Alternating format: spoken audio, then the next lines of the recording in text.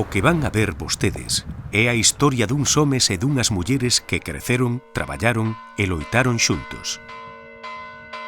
É un relato de feitos locais, pero de interese universal, porque fala da importancia de valores como a solidariedade e a amizade entre veciños que souberon adaptarse ás condicións de cada época para traballar polo ben común. Todo sucedeu aquí, en Xaviña.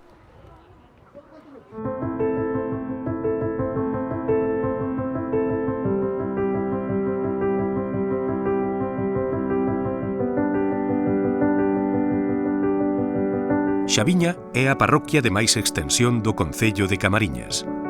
Aquí naceron, ou son fillos adoptivos, eses homes e mulleres que foron quen de seguir o camiño iniciado polos fundadores da Casa da Sociedade nos primeiros anos do século XX.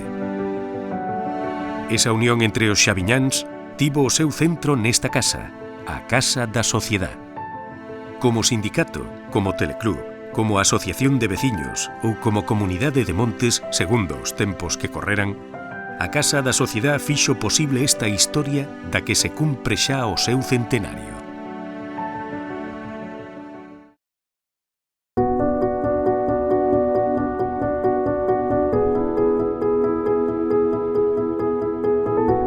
Evaristo Mouzo Vázquez, Berito, un dos poucos galegos que chegaron a xuíz no Supremo.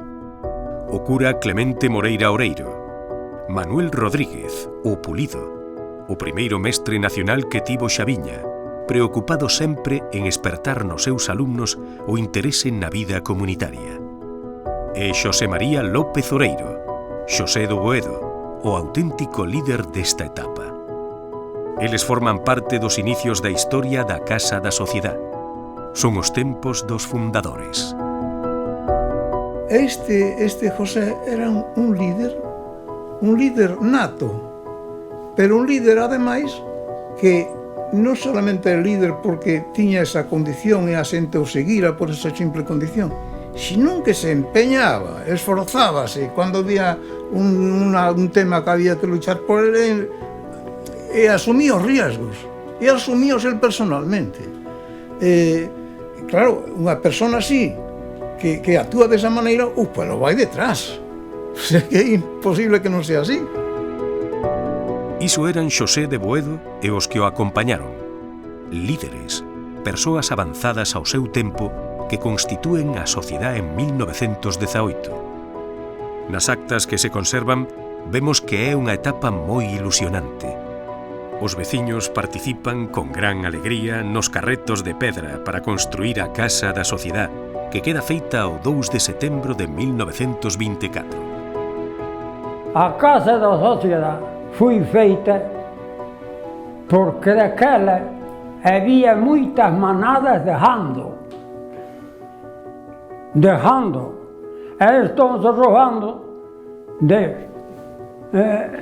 seivaban, e viña por la Agra de Bouza, por outro lado, comerciatía ali, acolá. E dixeron, bueno, pois temos que armar unha sociedade e non temos onde facela. E dixo o meu avó Domingos, o sitio teño eu. Acórdome, o primeiro vamos que era o Pulido, era o máis vello, era sastre. Era o Pulido, e era o Boedo, e depois era o Moledo, e depois era meu pai, depois era Calodino, e depois era Alfredo do Polanco, tamén estaba de Senro de José, e o Romero tamén porque aquí o que máis traballaban, se pode dicir, eran os das esquerdas. E os das dereitas eran os que comían os alos que roubaban nos aliñeiros de que nos tiña. O Moledo foi o que máis traballou no sitio, porque a leira era meu avó, e entón xa non tiveron que comprarla ningún, nin gastaron un peso nela, fixeron a eles todo. Os anacos que deixaban de traballar na terra deles, iban traballar ali e facían de escobaron, porque ali era unha carballeira. Hai que darse conta que é unha das casas mellores de pedra que se facía naquel tempo. Vese nos ventanales, son os ventanales amplios, aí ven. O primeiro que fan é aí instalar as escolas, é dicir, os centros escolar por rapaces, é dicir, esa era unha señal, non? E depois falan de que para conferencias de instrucción que teñen un local segundo abaixo, cómodo, que preparan para que os que asisten a las conferencias poden estar cómodamente, non? Vese que había unha ilusión por eles formarse en todo aquilo que lle dera conocementos. Ilusión por formarse, por mellorar a agricultura e a gandería, polo uso comunal dos montes, son constantes que veremos desde este momento por parte dos fundadores.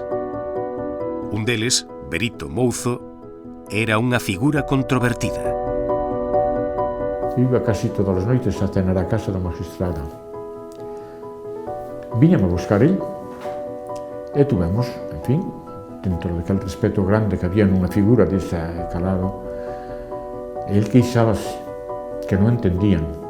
Eu creo que fixo algo, ou mellor equivócome, pero chegou un momento que cando lle pide a carnada para pescar, o que lle dan é unha sacha para que traballe o pois. E aquel suceso, vamos, aquel detalle, fixolle moito daño a ele. E dixe nada, que non o poden ver. Puideran velo ou non, Berito Mouzo organizou o albaroque máis recordado da historia de Xaviña. Ele necesitaba facer unha casa, ele compra un tipo castilo, un pazo que había en Dor, no lugar de Dor, e os xaviñáns todos fixeron o transporte das pedras, unha a unha, para onde ten agora a casa. E despois invitounos ali na Casa da Sociedade a unha caldeirada do albaroque, o sea, que cada un, pois, podemos dicir que cando un necesita algo, en este caso era un home importante, pois todo o pueblo estaba con ele. Eu a carretada esa foi histórica. Cando acabaron, ele dixo, vamos a facer unha caldeirada na Casa da Sociedade para todos. Viño, caldeirada de bacalao para todos. Efectivamente, cumplío. E viñeron nos veciños todos a comer aquí abaixo no subsuelo. Foi unha festa grande, unha festa... O bacalao estaba un poquinho salado e viña bondo, e entón acabou como acabou. No noso caso, eu outro día, cando me levantei, o carro de meu pai non tiña ningún fumeiro. Sacaron o fumeiro para andar a fumeirar. É histórico eso. Non todos os días eran de celebración, nin moito menos. As dificultades da época levaron a moitos xaviñáns a deixar as súas casas. Manuel Cibrán, o habanero, fixo fortuna en Porto Rico e, de xeito exemplar, retornou e foi un dos presidentes nesta etapa, na que primeiro como sociedade e despois desde 1928 como sindicato danse os primeiros pasos da vida en común dos xaviñáns. Pero en 1936 todo o interrompe a Guerra Civil. Son tempos de escaseza, moi complicados. Ao párroco, Xoán Dosil, sucesor de don Clemente, póñenlle un artefacto na casa reitoral. Non tiña nada que ver co que é na parroquia, senón que eso era os sindicalistas que había na Ponte do Porto, foi ao principio de todo, defendendo a República, non? Entonces, que a bomba ese que lle puseron, porque coa idea deles era que o cura entregara a radio, a comunicación que tiña, non, para que non tuvera informada, e que entonces que viñeron e que lle botaron aí unha bomba aí na ventana, un suceso que na parroquia vese que non tuvo maior trascendencia porque todo seguiu, ese cura seguiu despois aquí, incluso acabo de ver que hai un documento que teñen a sociedade, non? Feito por ese cura xa no 44, é dicir, posterior, nos primeiros anos despois da guerra, non? E donde ese cura certifica que se nota que lle querían sacar a sociedade naquel momento, as autoridades da ditadura que lle querían eso, o que fixeron coas casas dos sindicales e tal, non? Queríanlle sacar a casa, non? E ese cura, no 44, hai aí un certificado en donde él certifica que dice: esta casa estuvo funcionando sempre como cooperativa e sindicato agrario desde el año 36 hasta esta fecha y no tuvo otra finalidad que ser sindicato agrario e cooperativa agraria. Como é que se nota que aí, nese momento, é dicir, que ele non tiña nada que ver con... É unha señal de que segura se entendía perfectamente co que era a sociedade. É que sí, nese momento, se non lle sacaron a casa, seguro que foi por eso, Rematada a guerra, no ano 1939, a sociedade transfórmase nunha cooperativa. Fundadores como Manuel Cibrán, Manolo Dios ou Xacinto Bermúdez demostran unha vez máis a súa capacidade de adaptación.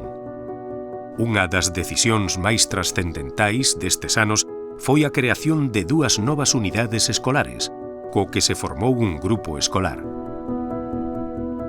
Estaba dividida de madeira, había un corredoriño, un entrabas, así un pesillo. E depois, as rapaces xa ven para o lado do baixo, do vendaval. E os rapaces, era tudo dividido así de madeira, estaban para o norte. Había unha división, os rapaces estaban para o lado e os rapaces estaban para o outro. E depois a mestra estaba contra aquí atrás, com a mesa, non había máis. As silliñas, unhas mesinhas pequenas, non había máis nada. Que había de ver daquela, o filhinho. Porque daquela era o tempo moi malo, non era nada bo.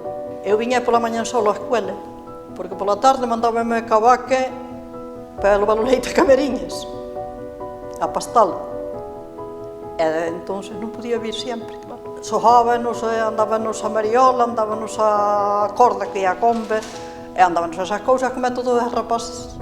Estábamos sojando aí pola carretera, que antes non había problemas cos coches, facíanos porterías de pedra, sojábanos por aí, eso recordo. Sojábanos abaixo, que había un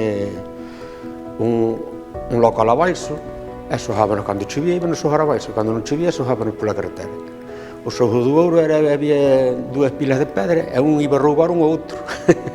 E un apartaba para que o outro non correra, que non lle foran roubar as súas pedras, e así como... Non había onde pasar o tempo.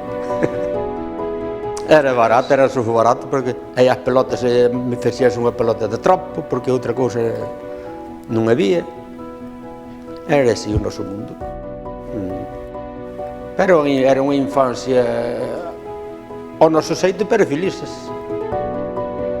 Nas escolas da sociedade estudaron uns nenos e nenas que hoxe falan daqueles tempos como días de felicidade, aínda que poucas cousas materiais tiñan. Eu non me faltou, é dicir, na casa de meus pais non me faltou nunca de nada. Un caldiño, unhas sardiñiñas, cousas desas. De pasarse o que hai agora, nada. Nin fruta, que a fruta só era que se tiña cando unhas xuntas casas que se tiñan unhas periñas, así, nada. Non é como era comer a mediodía, a noche, fruta, vamos, aquilo, non. Pero eu era feliz porque non había máis. Va querer dicir, fui feliz, desde logo. Pois na parte de abaixo había o racionamento, viñan, eu non sei de cando en canto era, pero eu fui unha vez ali. Acórdome un detalle de que había un señor de Sabiña facía o reparto, non? e acórdome no aceite, que estaba, volcaba, eu que sei, medio litro de aceite, por exemplo, vamos a poñer por caso, non, ou menos, pero bueno, medio litro de aceite. Metía o embudo na botella, plaf, e o señor quiso quitar o embudo da botella, pero ainda estaba goteando un pouco. Pegaronlle un grito, a dona da botella pegoulle uns gritos que o tío tuvo que deixar de gotear todo hasta o final de todo na botella. Pensa a necesidade que existía en aquela época, non? Ou se emigraba ou vivías única e exclusivamente da agricultura, do que comías, do que traballabas. Ou se vivía do que se podía ou se emigraba. Para os que quedaban, o pouco que había, ademais do traballo no campo, era o durísimo traballo nas minas. Aos emigrantes de inicios do século XX, os chamados americanos, seguíronlle na posguerra e nos 50 aqueles que tiveron que ir a Uruguai, Venezuela e moitos a Bos Aires. Eran ás veces familias enteiras as que marchaban. É moi triste porque solamente os días de festa que ves unha nai sempre chorando polo fillo, polo home, eso.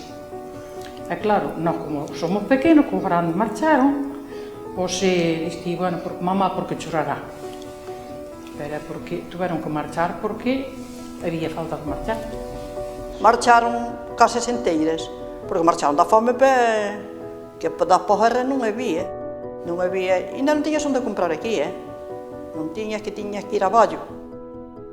E iban a Ballo, iban nun camión. O pueblo este casi estaba, se non era máis da mitad, estaba a mitad ali. Tanto así que eu cando fui de rapaz de 16 anos, cheguei ali e había os mismos xente que había aquí casi, prácticamente, estaban todos. Porque salían camións con familias enteiras, Pablo. Aquí non había medios, o único medio era o Wolfram,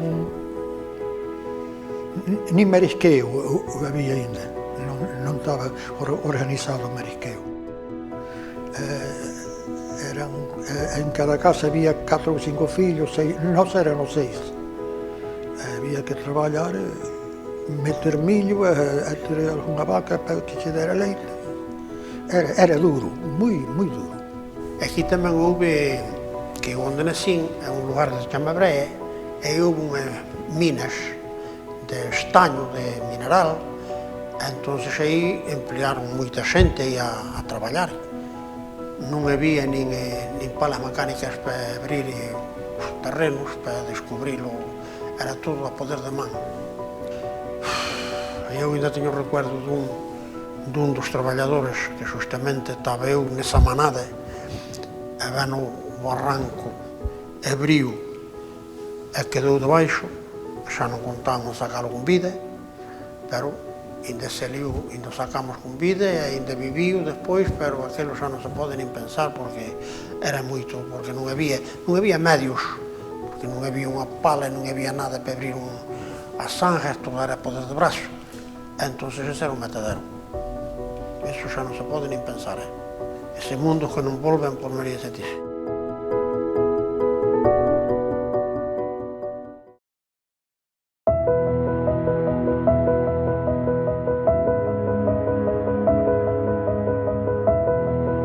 Eses tempos dos que fala Manuel dan paso á etapa do Teleclub. As 4 unidades escolares da sociedade trasládanse ao novo grupo escolar no Pedrouzo. O 1 de xaneiro de 1969, na Asamblea Xeral, apróbase a creación do Teleclub. Home, pois, por que non facemos un teleclub nos en Sevilla? Cando en outros sitios nadie había televisión, só había unha televisión que íamos a casa do millonario, e ali, pois, nos deixaba os rapaces ir ver algún partido de fútbol, en blanco e negro, claro, naqueles tempos. Pois, dixo, home, pois, montamos eso. E de aí naceu, pois, a continuidade da Casa Sociedade, esta que era unha institución ali en Xaviña, non? Remodelámola, fixemos obras, e aí, pois, empezamos as nosas actividades, co coro, co teatro, co música, deporte. Pero había algo máis. O Teleclub non era só o edificio onde estaba a televisión. E novamente había que os xaviñáns atoparon para continuar coa súa vida en común baixo unha ditadura. A preocupación pola formación e polos montes engádese agora, de xeito notable, o traballo exemplar para a explotación marisqueira das ribeiras. O Teleclub moi importante tamén, moi importante porque, vamos a ver, dou e preparou mentalmente a xente para darlle importancia ás playas e organizarse conforme as leyes prescritas que, como sempre, en fin, estaban orientadas ou máis preparadas hacia os compradores, hacia o comercio, que hacia os cultivos. E ali, na Laboral de Coruña, enseñaronlle a importancia da organización. Eran os tres que estudiamos, fixemos un curso na Universidade da Coruña. As playas dan moitísimos cuartos e foran explotadas. Traballos que hai que facer, cousa que non se fai. Respetar as súas vedes, cousa que non se fai, que é increíble pensar eso, o que están facendo. Porque que me dixen que en vedes que se estean mariscando, e que os vellos que eran tan antigos, e que o mundo tan atrasado como dicían, eran máis que ahora. A cooperativa marisqueira créase no 1973, tamén na Casa da Sociedade. Aínda co progreso destes anos, a emigración seguía sendo unha saída para os xaviñáns, que nos 60 e 70 marcharán a outras rexións españolas e a países centroeuropeos, como Suíza. Eu vin as barracas na que vivían, barracas de madeira, vivían pois nunha habitación, pois había 6 ou 7 camas. En xeral, os nosos xaviñáns iban para ganar un duro.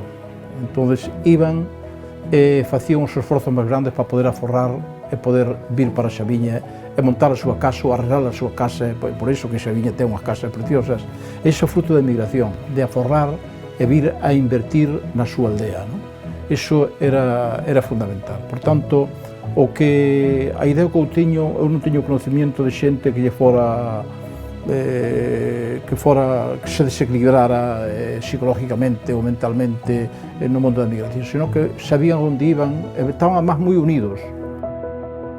Esa unión, esa vida en común, leva a establecer lazos de amizade entre os nosos protagonistas, que falan uns dos outros con admiración e respecto en todas as etapas polas que pasou a Casa da Sociedade.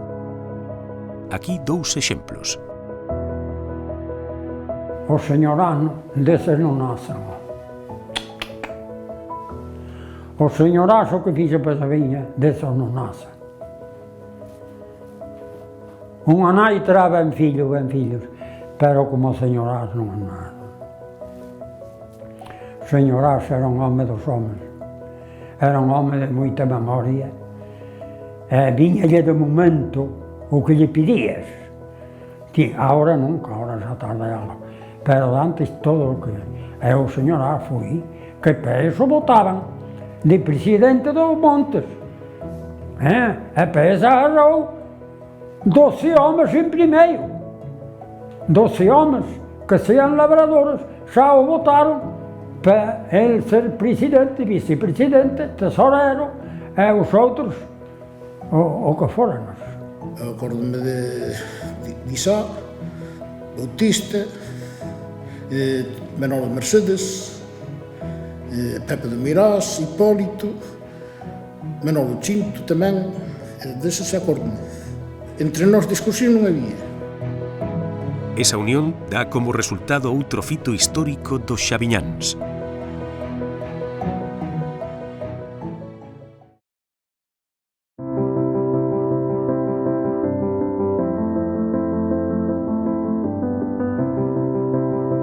É nesta etapa cando entra en escena Isaac, o líder da vida comunitaria dos xaviñáns, o continuador do traballo feito por Xosé de Boedo e o resto dos fundadores de principios do século XX. Isaac funda a Asociación Veciñal no 1977. Quenes traballaron con el saben da súa enorme capacidade de traballo. A enfermidade que padecían non era quen de rebaixar os folgos deste home. Eu disse, non podo nombrarlo porque fui o que fui na cabeza, na proa do barco. Fui o que fui na proa do barco. Traballou moito, anduvo moito. Ese era unha maravilla. Ademais, ese era un individuo que en calquera sitio, ele non se falaba en calquer lado, non tiña de lado ningún, nada.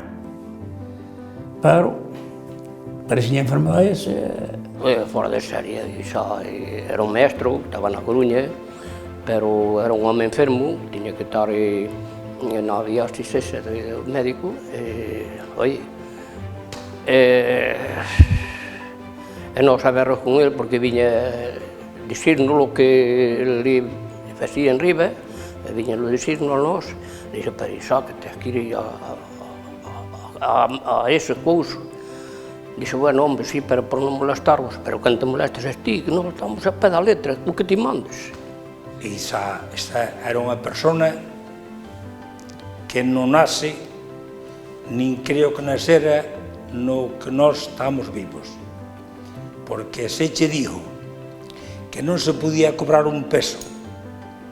Nós fixemos, agora non che dijo cantos kilómetros fixemos de pistas, cos cartos de monte, claro, pero empezamos sin cartos.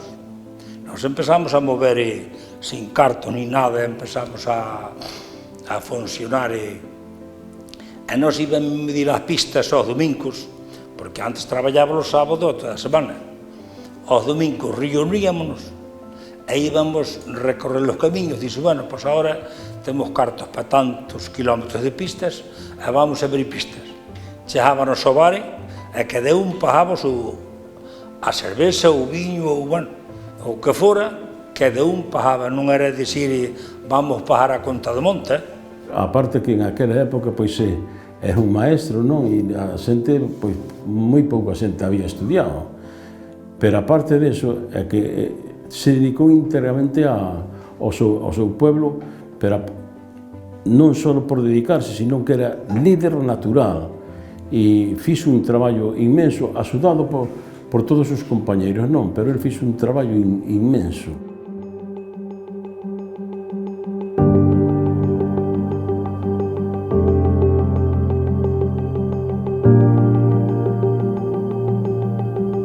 Como parte dese traballo, Isaac loitou polos montes, seguindo as pegadas dos fundadores. No 1979, crea a Comunidade de Montes, que el tamén preside, e con unha directiva diferente á da Asociación de Veciños. O intenso traballo desenvolvido para que os montes fosen dos veciños de Xaviña está cheo de anécdotas, de decepcións, de alegrías, ata que se consigue. Eso dos montes eu vivino na miña casa, porque un dos primeiros organizadores foi meu hermano, Isaac Cibrán. E ven nun periódico un recortiño e dicía, isto foi un robo que se le hizo a los labradores. E meu irmán sempre conservou ese papelín e de aí formou cos compañeiros, con Don Ramón, con Bautista Ramos, e formaron iso e a luchar.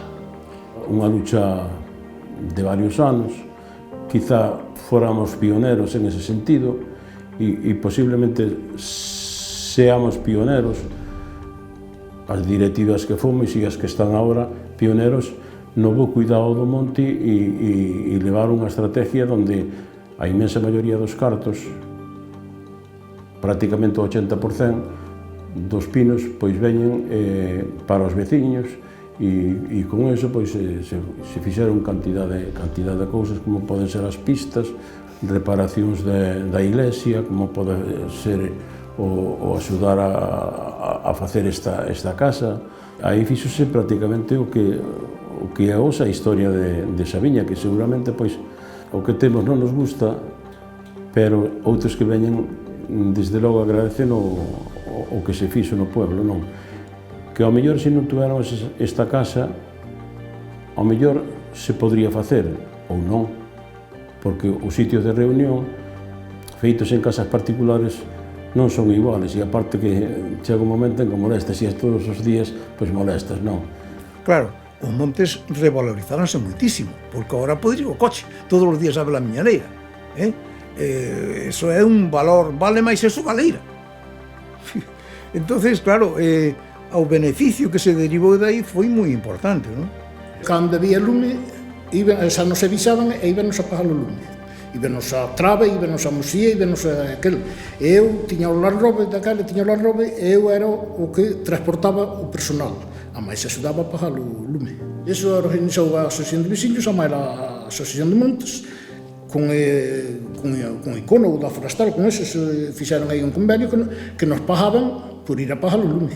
Eu sempre intentei non partir nun cos cartos, porque eso partes os cartos, gastas, algúns iba a tomar un viño nos outros días, e aí vai todo. Eu sempre se dixen que os cartos en beneficio ao pueblo, porque eso beneficia a todos.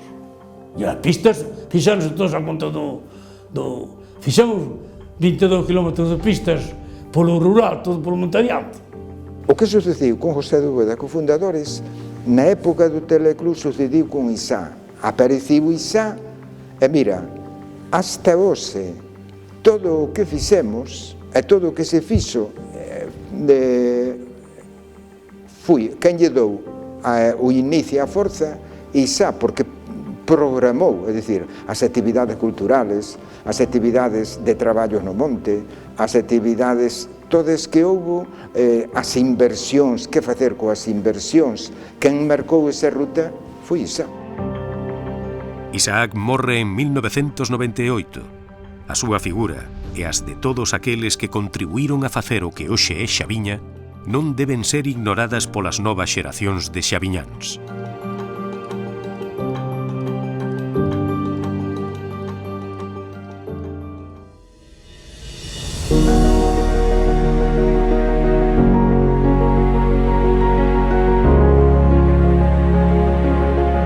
En que se parece a Xaviña de hoxe á de antes? En que cambiou? Hai unha razón para o optimismo: a transformación cultural. O nivel cultural que ten Xaviña ahora é que é impresionante. En Xaviña hai moita xente que ten as súas carreiras universitarias, os rapaces teñen os seus estudios universitarios, e a veces sorpréndome da cantidad deles que teñen estudios universitarios, cousa que antes era impensable.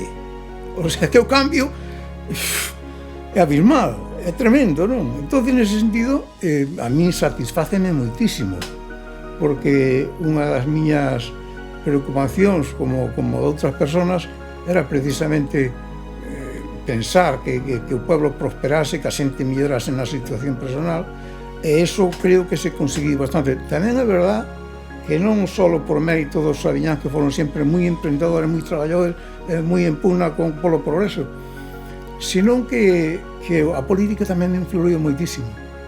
A política de becas para os estudiantes, eso ali foi unha revolución.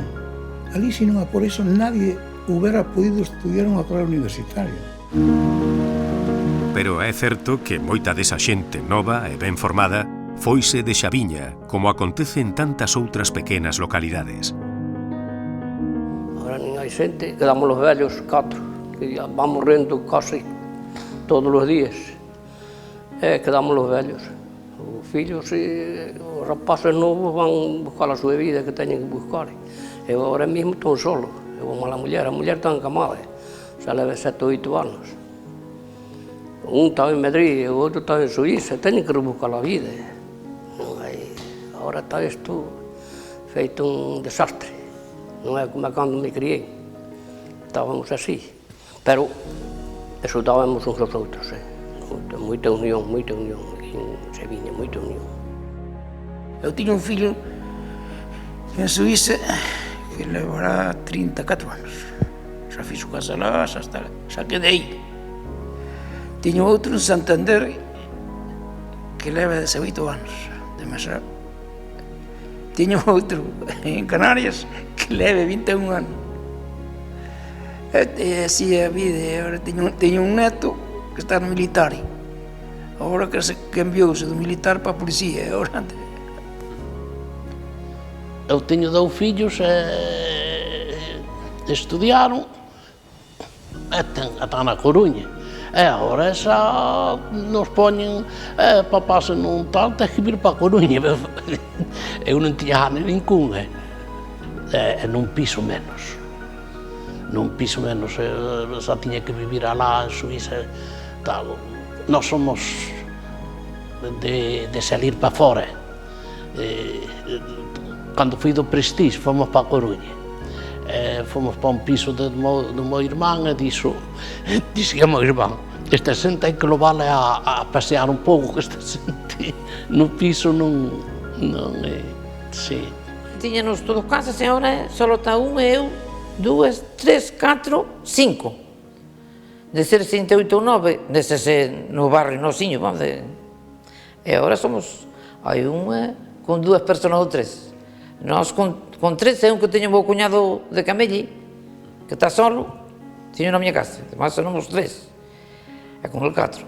E o 302, non hai xente, antes había todas as casas, tiña xente. Os novos teñen que marchar, que aquí non hai pequenos, pasou como o fillo tamén tuve que ir per Teixo.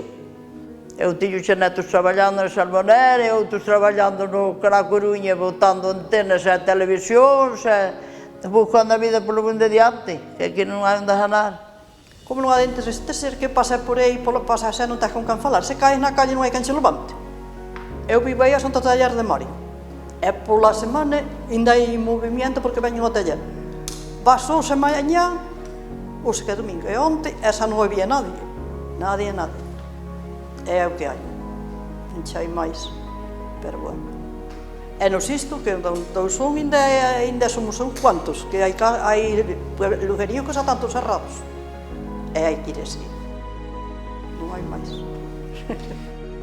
Porque aquí agora non hai vida. Non hai vida. E entonces os rapaces novos, se os queres ter ben detallado, tens que botalos en riba para que aprendan algo. E entonces en riba xa se namoran ou se xuntan e xa non veñen á casa dos avós para nada. Hasta que morra a vella. E ao que morra a vella, amanecen eles buscando, e a mellor herencia xa está noutro que a cuidou, porque eles non cuidan nada. Mimo o dono, e entonces as casas de fanse. Porque eu acordo, naquel cando eu era rapaz, acordo que había hasta 3 matrimonios na mesma casa. A casa casi ninguna sin chaminé. E levantábase pola mañan cedo, había o fume con altura de 4 ou 5 metros, parecía unha nube, porque non había. E depois fui á aldea, esta aldea foi a máis rica polos seus traballos ou polo que fui unha aldea que ganou moitos cartiños, porque pasou fame, e os que pasaron fame foron os que forraron. A idea que teño eu de Xaviña, como de outros pueblos, é que dentro de 30 anos, 40 anos, aquí van a quedar 4 familias.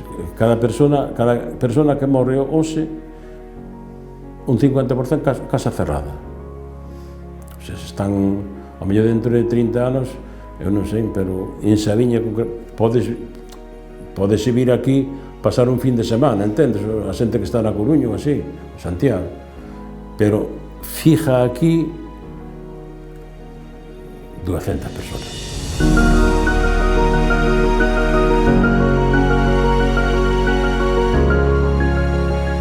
Aínda que haxa estas previsións non moi optimistas, sempre hai lugar para a esperanza. Xaviña ten hoxe moitos retos. O da creación de emprego, o aproveitamento dos recursos marisqueiros, o retorno da emigración. Este vídeo tenta axudar aos xaviñáns a que tomen conciencia das posibilidades que ten a aldea onde naceron. Esa mesma actitude que tiveron os protagonistas deste documental coa Casa da Sociedade como lugar de encontro e que fai posible a enriquecedora vida en común dos xaviñáns.